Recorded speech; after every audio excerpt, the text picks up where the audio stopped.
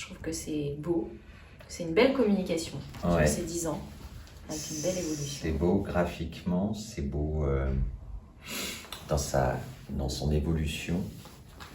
Et c'est beau évidemment parce qu'il y a dedans. On se met là? Tu t'installes à ton bureau? Ah, carrément. Ah bah oui, Dans le fauteuil directorial. le fauteuil du directeur. Alors, on va faire un peu de ménage du coup. Est-ce que tu te souviens dans quel état d'esprit tu étais lors de ta première journée au Théâtre Olympia en tant que directeur? J'avais le trac, un peu comme une première, vraiment, les premiers contacts, la première rencontre avec l'équipe au complet, parler du projet, une journée émotionnellement chargée. Quand j'ai candidaté, ça faisait une dizaine d'années que j'étais en compagnie. J'avais la chance d'avoir une compagnie qui créait un spectacle tous les ans, qui le tournait, donc ça se passait bien. Mais au bout d'un moment, il y avait quelque chose qui me manquait, c'était la rencontre avec les autres artistes, avec une ville, un public, évidemment une équipe d'un théâtre qui est beaucoup plus consistante qu'une équipe de compagnie. Et puis surtout en compagnie, c'est le temps du spectacle, puis après ça s'arrête. C'est la réalité aussi d'une direction, c'est qu'il y a sans cesse des questions à traiter tous les jours, des nouvelles, et c'est une effervescence permanente. Je trouve ça très très bien, cette règle des 10 ans, c'est-à-dire qu'un artiste puisse rester, bon c'est 3 mandats, donc on peut partir au bout de 4 ou 7 ans, et au maximum 10 ans, mais je trouve ça extrêmement sain. Pour moi, je vais parler de moi, parce que je savais que c'était comme ça, je savais que j'avais ce temps-là, que c'est une belle tranche de vie quand même, 10 ans, c'est pas rien, mais qu'il n'y a pas le temps non plus de s'installer, c'est aller jusqu'au bout du projet, et après aussi, et ça je m'en rends compte là, dans la période où on est, que c'est bien aussi pour l'équipe de repartir avec un autre artiste, sur un autre projet pour revitaliser ces théâtres publics et que tout le temps les artistes réalimentent d'une manière différente, dans des esthétiques différentes, parce que le théâtre c'est pas une chose, c'est beaucoup de possibles et c'est un spectre large, donc c'est bien que ces maisons soient traversées par ça. Il y avait l'idée vraiment d'ouverture exceptionnelle à des publics inhabituel. Donc pour le coup, c'est avec vous aussi qu'on a réfléchi à comment ça pourrait se faire, dans quel contexte, avec quelles associations. Le WET, pour le coup, c'était pas prévu du tout comme ça. Mais ça s'est imposé quand je suis arrivé, que j'ai rencontré les jeunes acteurs et actrices qui, pour certains, étaient déjà là avant que je n'arrive, donc du groupe de JTRC, et qui, pour certaines et certains d'entre eux, avaient des projets personnels qu'ils jouaient dans les lieux qui accueillent les premiers gestes. Je me suis dit, c'est quand même pas normal qu'on ne puisse pas les accueillir au CDN, mais dans mon projet qui était d'accueillir des séries, c'était pas juste non plus d'accueillir une toute jeune équipe pendant une semaine dans une salle de 400 places. C'est eux qui font la programmation, c'est eux qui font une grande part de l'organisation, de la com, qui rédigent la plaquette du web par exemple. Mais évidemment, comme je dis, je leur ai laissé les clés du camion, mais ils sont quand même en conduite accompagnée, parce que c'est un gros camion à mener et qu'ils n'ont pas l'expérience de ça. Donc on les soutient, on les aide autant qu'on peut, en essayant de ne pas trop intervenir sur leurs choix, mais aussi parce que il faut que je reste à ma place de direction, et en l'occurrence, eux, les JTRC programment en général 2 festivals WET, donc ils teintent 2 éditions de leur sensibilité, mais moi je suis le garant de la pérennité du festival, que d'année en année ce festival perdure, prenne de plus en plus d'importance, donc il y a certains critères objectifs qu'il faut prendre en compte. 10 ans, ça modifie ta manière de travailler, sinon ça n'a pas de sens. Évidemment, en 10 ans, il se passe plein de choses dans la vie aussi qui font qu'on n'aborde pas les choses tout à fait de la même manière. Les 10 spectacles que j'ai montés ici étaient orientés, nourris induit par des contingences, alors à la fois très prosaïquement budgétaires, c'est-à-dire est-ce que cette année-là on peut faire un spectacle lourd ou pas, le fait de travailler avec les JTRC, avec les jeunes. Évidemment, je tenais à tout prix à faire au moins un spectacle avec eux au cours des 2 ans qu'ils passaient dans le CDN. Du coup, il y a eu des projets qui ont été clairement faits seulement pour les JTRC. Les 2 pièces de Marivaux que j'ai montées, les pièces en un acte, étaient des pièces avec eux et pour eux.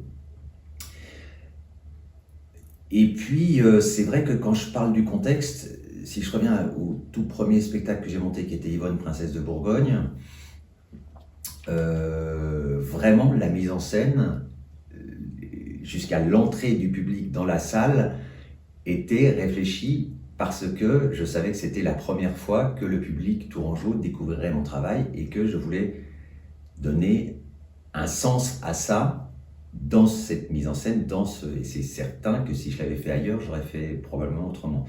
Le deuxième spectacle, Ound avec Nathalie Dosset, j'ai pu le faire de cette manière-là en tout cas, parce que j'avais la possibilité de répéter juste à côté de mon bureau, donc une salle de répétition à disposition, et donc j'avais proposé à Nathalie de venir par période de 15 jours pour essayer, pour voir ce qu'on pourrait faire. Et par exemple, la scénographie, contrairement à d'habitude, ne s'est réfléchie et imposée qu'au bout d'un certain temps de répétition, parce que je me suis rendu compte d'une chose, c'est que par exemple, il n'y avait aucune nécessité qu'elle bouge. Si on avait fait une scénographie avant, a priori, j'aurais certainement imaginé des circulations, des choses comme ça. Et c'est là qu'on est arrivé à cette idée de l'actrice immobile sur un podium et au-dessus d'elle, ces 500 kilos de ce lustre de glace qui fondait petit à petit au fil de la représentation.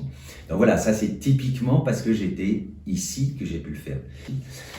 Une équipe de constructeurs, à la tête desquels Pierrot est le maître d'œuvre, qui est extraordinaire. C'est-à-dire que j'ai pu faire des choses ici. J'ai appris au fil des spectacles que même si c'était extrêmement difficile, on trouverait une solution, et j'étais dans une confiance totale jusqu'à ce quartet où je voulais qu'il y ait de la fumée qui sorte de tas de granulats.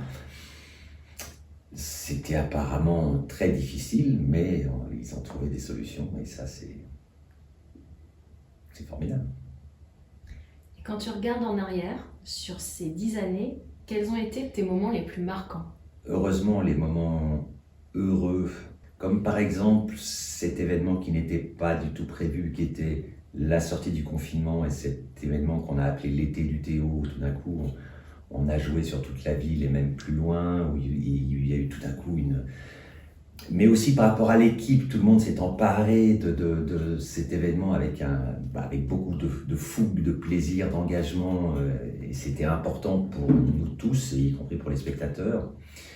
Il y a eu beaucoup de moments très heureux, il y a eu beaucoup de belles fêtes, de beaux spectacles dont on sortait tous remués, enthousiastes, et puis des moments beaucoup plus difficiles, et dont un événement tragique qui a touché l'équipe. Voilà, ça ça fait partie de ces 10 ans, c'est inscrit aussi dans la mémoire, et je pense qu'il faut garder les deux. Le premier projet que je vais prolonger, c'est ce projet que j'ai autour de l'Odyssée d'Homère, qui est un projet ambitieux parce qu'il s'agirait d'enregistrer l'intégrale de l'Odyssée d'Homère, c'est-à-dire les 24 chants, c'est-à-dire à peu près 24 heures.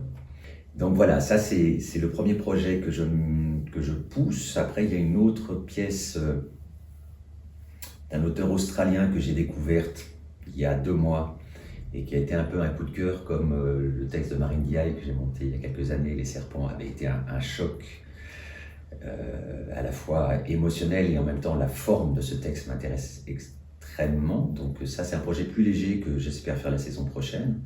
Et puis après j'ai un gros projet d'Acoltès, mais à plus long terme. Et puis la chance que j'ai, c'est que Olivier Atlan, le directeur de la Maison de la Culture de Bourges, m'a proposé de m'associer comme artiste pour les 3 années à venir. Donc c'est une chance parce que d'une part c'est important, peut-être d'autant plus quand on sort d'une maison pendant 10 ans, d'avoir quand même un camp de base, d'avoir quand même un endroit où on se retrouve, et puis un équipement formidable, parce que cette Maison de la Culture de Bourges est extraordinaire, de possibles techniques, des plateaux magnifiques. Et puis aussi, je dois dire que ça me fait plaisir parce que ça me permet de rester dans la région un petit peu, cette région quand même que j'ai appris à connaître, à aimer. Donc voilà, j'ai eu beaucoup de chance d'être nommé dans ce centre dramatique que je ne connaissais pas. Et j'ai eu beaucoup de chance de tomber d'abord, évidemment, sur cette équipe. Cette disponibilité de l'équipe, les qualités professionnelles et humaines des uns et des unes et des autres a été extrêmement précieux. Encore une fois, il y a eu des moments de heurts, des moments de difficulté, c'est normal. Mais vraiment, je crois que j'ai eu beaucoup de chance de tomber sur une équipe comme ça. Dans ce théâtre-là aussi, très beau théâtre, dont on a fêté les 20 ans, donc un équipement relativement récent, mais au cœur de la ville, cette salle qui est magnifique, ce qui n'est pas suffisant pour un CDN comme celui-là, mais ça c'est une question pour laquelle je n'ai pas trouvé de réponse. Mais voilà, un vrai plaisir de ce temps passé ici, d'avoir l'impression d'avoir été au bout d'un projet, et au bout d'un projet commun, vraiment. Et c'est, je crois, malheureusement, pas si fréquent, donc c'est ça qui me semble important de dire.